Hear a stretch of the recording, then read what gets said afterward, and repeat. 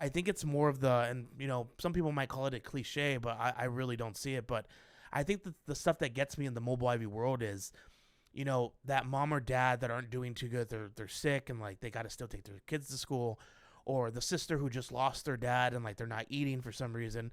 And you go ahead and you donate them an IV or something, or the kid that's not doing well and you give them an IV and you perks right back up. I think I get a lot more fulfillment and a lot more gratitude when I see that happen instead of helping some construction company land another client that's going to build another Walgreens. Something about this industry, you know, resonates with me. I love it. So that's kind of how I ended up, staying on this path because I could have easily just got, did mobile IV therapy for, 6 months and then just disappeared, but I decided to stay in it.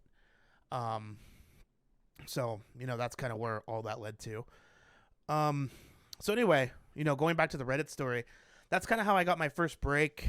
I decided, that company reached out to me that was in mobile IV therapy. They're a decent sized company, one of the bigger ones in Arizona.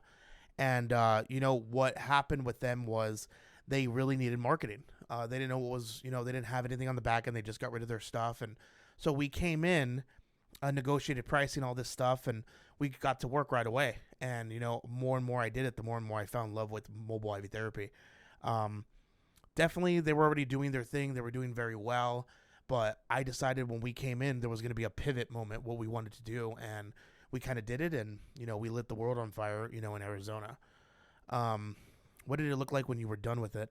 So I recently ended my tenure with them. 5 years ago. Well, it was 5 years ago that I joined as a marketing company, and we did such a good job that they made me their CEO. So I went in, and we went from 2.1 million all the way up to 12 million.